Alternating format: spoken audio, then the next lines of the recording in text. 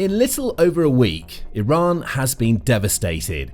Israel's Operation Rising Line killed many of its leading military commanders and nuclear scientists, as well as damaging key nuclear facilities. The US hit hard with Operation Midnight Hammer, using bunker-busting bombs to destroy nuclear enrichment sites at Fordow, Isfahan and Natanz. Iran is now at war, and though Iran has promised retaliation, there's a stark reality the country now has to face. The war's not over, but Iran has already lost. Here's why. It all starts with the reason that Israel and the US launched these devastating strikes: Iran's nuclear program.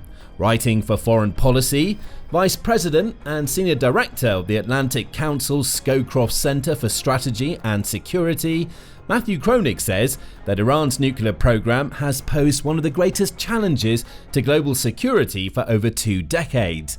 Every attempt to halt that program diplomatically has not succeeded in the long term. Negotiation appeared to be a strong option, as Iran even agreed to limitations to its nuclear program under former US President Barack Obama's administration that would have led it to never coming close to creating weapons-grade uranium. Those limitations were part of the 2015 Joint Comprehensive Plan of Action, or JCPOA, which constrained Iran's program until the US withdrew in 2018 during Donald Trump's first term in office. But even if that deal hadn't collapsed, it's possible that Iran would have continued enriching uranium in secret while trying to keep its stockpiles hidden from the rest of the world. The only option, as Kronig says he's claimed since 2011, was to destroy the Iranian nuclear facilities capable of enriching uranium to the point where Iran could create a nuclear bomb. Some argued that the world could live with a nuclear-armed Iran, and that the only thing worse than Iran with the bomb was bombing Iran, Kronig says. But every US president disagreed, declaring a nuclear-armed Iran to be unacceptable. Trump was crystal clear in his repeated declarations that Iran cannot have a nuclear weapon. Why? Because a version of that Iran that has a nuclear weapon would completely change the power balance in the Middle East. Now, at least according to US President Donald Trump, the world no longer needs to worry about Iran and the bomb. On June 22nd, Trump took to his Truth Social platform to announce the success of the US in taking out Iran's key nuclear facilities. "We have completed our very successful attack on the 3 nuclear sites in Iran, including Fordow, Natanz and Isfahan," Trump declared. "All planes are now outside of Iran's airspace. A full payload of bombs was dropped on the primary site, Fordow. All planes are safely on their way home. Congratulations to our great American warriors. There is not another military in the world that could have done this. Now is the time for peace." Trump delivered a similar message to the US at large during a brief address in which he claimed those nuclear sites had been completely and totally obliterated. Trump also delivered a warning to Iran. "Remember, there are many targets left. If peace does not come quickly, we will go after those other targets with precision, speed and skill." The Israeli and US strikes came at a point where, according to CNN, Iran might have needed only 2.5 days to further enrich its stockpiles of uranium to the point where they were 90% enriched and usable to build a single bomb. Although other experts estimated this could take about a week, not just 2.5 days, timing was everything here. The US and Israel cut Iran off at the knees right at the point where it could build a nuke. And that's one of the reasons why Iran has already lost. Though Iran hadn't made the decision to build a nuclear weapon yet, such a short potential time period from making that decision to the realization that Iran has a nuclear bomb was unacceptable. Iran was using that short enrichment period to create a nuclear deterrent in the Middle East, even though it didn't have any warheads. The warning was clear: threaten Iran too much and it would transform into a nuclear-capable nation. Now, before the strikes, Iran was able to use this deterrent to influence regional and global geopolitics. That could have allowed it to win wars without really having to build the type of military capable of beating a country like Israel or many of Iran's regional neighbors. What's now visible is a country that's been neutered on the nuclear front and is also squaring up to 2 heavyweights, both of which have a clear nuclear threat. Of course, it's well established that the US is a major nuclear power, According to the Arms Control Association, the US has a stockpile of 5,225 nuclear warheads, 1,419 of which are already strategically deployed. That means they're ready to fire if needed, and one has to assume that some of those 1,419 nuclear weapons are pointed in Iran's direction.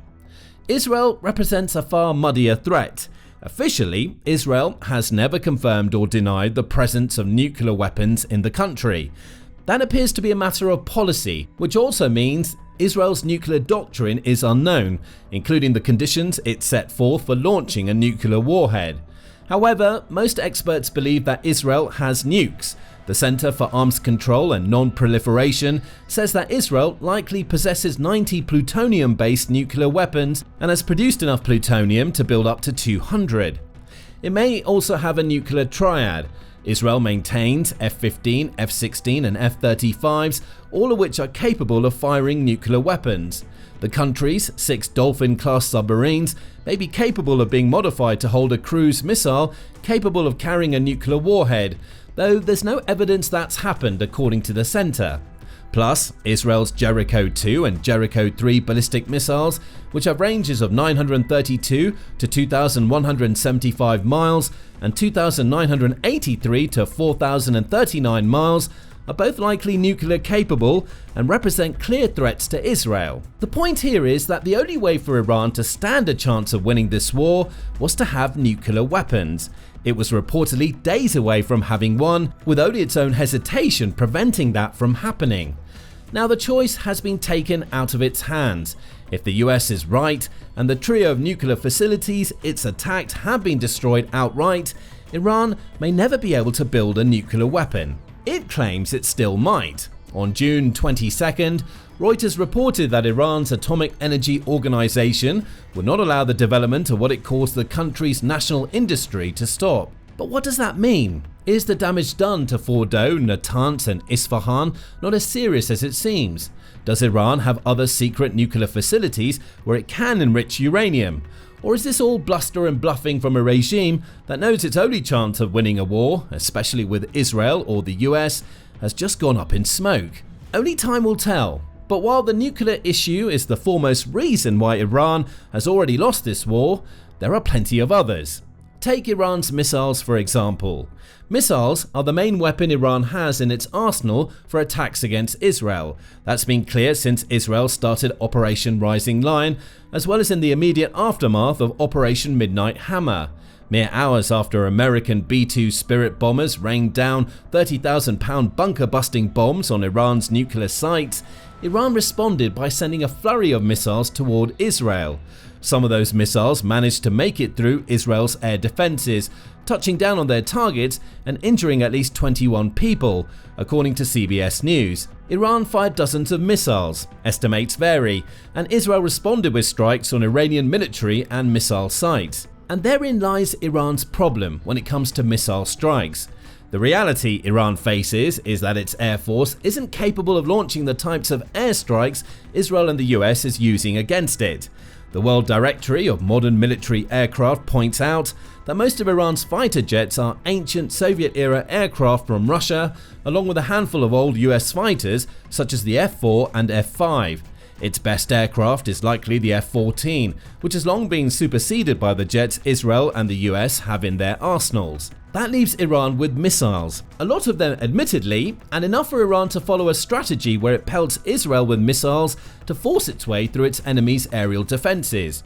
But Iran doesn't have an unlimited stockpile of missiles. Kronig points this out in his article, pointing to a Newsweek report that Iran only has about half of its original stockpile of 2,000 missiles remaining. Worse yet for Iran is that Israel's airstrikes have been so devastating that many of its best launchers have been destroyed. Moreover, the destruction of launchers means that Iran has been forced to fire smaller salvos of 20 or so missiles at a time, making the attacks less capable of overwhelming US and Israeli air and missile defenses. Kronig says, Iran's missile strikes also haven't been especially effective. Though 24 Israelis have been killed, with a few dozen more being injured, Iran isn't inflicting the kind of pain it needs to inflict on Israel to force it to stop its airstrikes. If it's able to force Israel into using up all of its air defense missiles, Iran may inflict more casualties, but even then, its rapidly declining missile stockpiles can't be replenished while Israel is hitting the facilities Iran relies upon to build its missiles. There's a deadline on how long Iran can maintain its missile might. Iran can do damage, but its missile stockpile is nowhere near large enough for it to engage in a sustained conflict where its enemies are attacking from the skies instead of putting boots on the ground. That's the only way Iran would have a chance of winning. The country's huge standing military of 610,000 active personnel, plus 350,000 reservists and 220,000 paramilitary forces, is only effective when engaged in a ground war. Iran needs a fight similar to the one seen between Russia and Ukraine. Instead, it's facing a pair of threats that can hit it hard from the skies, while Iran's own aerial threat diminishes by the day. So, Iran has no nuclear threat, and has likely lost the capacity to create one. It's also quickly running out of missiles, as it feels obligated to respond to Israeli and American strikes, and has no real way to do it other than with ballistic missiles. What else could it do? There's the Strait of Hormuz. In 2023, the US Energy Information Administration, or EIA, labeled the Strait of Hormuz as the world's most important oil transit choke point. It said that 2022 alone saw 21 million barrels of oil flow through the strait daily, which was equivalent to 21% of the world's liquid petroleum consumption. The Strait of Hormuz connects the Persian Gulf to the Gulf of Oman and the Arabian Sea, and, according to CBS, is just 21 miles wide at its narrowest point. Iran has the option of creating a naval barricade to stop oil tankers from countries like Saudi Arabia from making it through the strait. That's because Iran controls the strait's northern side. Iran's goal would be simple: close the choke point to create economic pressure on the nations that rely on the oil that flows through the Strait of Hormuz. Consider it Iran's version of a sanction. It doesn't have the economic strength to place sanctions on Western nations, but it can hurt them and its Middle East rivals by shutting down the strait. According to Reuters, citing Iran's state TV on June 22nd, Iran's parliament has backed the move, but the final decision to close the strait has not yet been made. But therein lies yet another problem. This tactic, like others Iran could use, such as launching biological weapons or conducting terrorist attacks on US soil, would force a response from the United States. Right now, the US is hoping to use Operation Midnight Hammer as a means to force Iran into negotiations over its nuclear program. Shutting down the Strait of Hormuz would be a terrible choice, as Kronig explains in his article. Iran knows that these are the kinds of actions that could lead to a major war with the United States and result in the destruction of Iran's military and the end of its regime, he says. Trump also seems to understand this. On June 22nd, he posted a stark warning to Iran on Truth Social. Any retaliation by Iran against the United States of America will be met with force far greater than what was witnessed tonight. The message is clear. Do anything that could harm the US, ranging from striking American military bases in the Middle East to closing off the Strait of Hormuz, and retaliation will be incoming. The US has already proven that Iran can't defend against a sustained aerial assault by its B-2 bombers. Israel shows the same thing with its fighter jets during Operation Rising Lion. The last thing Iran wants to do, despite its vows to retaliate, is to push the US toward another aerial strike. Again, Iran can't compete in this arena. It'll just be inviting even more destruction of its key military facilities. To nail that point home, just look at a direct comparison between the US and Iran. According to Global Firepower, which ranks the world's military nations annually, the US has the strongest military in the world. Iran comes 16th. The US spends almost $880 billion more on its military than Iran every year. And it shows. America brings 12,492 more aircraft than Iran's comparatively paltry 551 to a fight. If that battle takes on a naval component, the US brings a fleet that's more than 4 times the size of Iran's based on assets, and even larger when taking into account tonnage. The US has aircraft and helo carriers, Iran has none. America's submarines are better and more numerous, and Iran can't compete with US destroyers in a surface war. Even on the ground, which is where Iran is strongest, the US has more active soldiers in its military and far more advanced weapons. In virtually every category of combat power, Iran loses a head-to-head battle with the US. And that's without even considering that Iran wouldn't be fighting the US alone. Its main enemy in all of this is actually Israel, which launched this entire series of events with Operation Rising Lion and is now being supported by the US and its B-2 bombers. Israel is global firepower's 15th strongest nation, meaning it's already above Iran. Combine Israel with the US, and the result is an alliance that could snuff out Iran's current regime forever. That mention of allies leads to the only other weapon Iran might have in its arsenal, the weapon it's deployed against Israel and many other nations in the Middle East for decades: proxies, namely Hamas, Hezbollah, and the Houthis. Rewind just a couple of years. Christina Goldbaum says in a June 22nd article for the New York Times, and Iran was in a pretty strong position. The Lebanese militant group Hezbollah was the most powerful military and political force in Lebanon. The Houthis in Yemen were a small but formidable militia, stymieing international shipping in the Red Sea. In Syria, President Bashar al-Assad was finding his way back to the Arab fold after years of isolation. And Iran itself, despite being battered by years of sanctions, was proving its value as an ally to Russia, supporting the Kremlin in its war with Ukraine, she says. Goldbaum doesn't mention Hamas, which was also enabling Iran to maintain some influence in Palestine, as well as serving as a constant threat to Israel. Today, that network of proxies is nowhere near what it once was. Hamas has been devastated by its fight against Israel. Even in an article claiming that Hamas can never truly be destroyed, the American University in Cairo notes that Israel claims to have destroyed 18 of Hamas's 24 battalions. That amounts to 14,000 Hamas fighters who've been killed or incapacitated. Israel has also hit Hezbollah hard. So hard, in fact, that Lebanon's leaders are urging Hezbollah to stay out of the emerging fight between Iran, Israel, and the US for fear their country will be dragged into a battle for which it isn't prepared. The Houthis, who control a large portion of northern Yemen, have already claimed they're going to resume their past attacks on shipping in the Red Sea, according to Iran International. But even that threat rings hollow, when so much of the group's leadership and military facilities were devastated in airstrikes conducted by the US between March and May of this year. Iran still has a network of proxies, but it has them in the same way that it still has a nuclear program, heavily neutered and far from the threat it needs to be to help it win a war against Israel alone, never mind an Israel that has the US fighting by its side. To make matters worse, Iran isn't getting the support it needs from its Arab neighbors or heavy hitters like Russia and China. These supported allies have all come out to condemn the Israeli and US attacks on Iran, but none have pledged actual military support.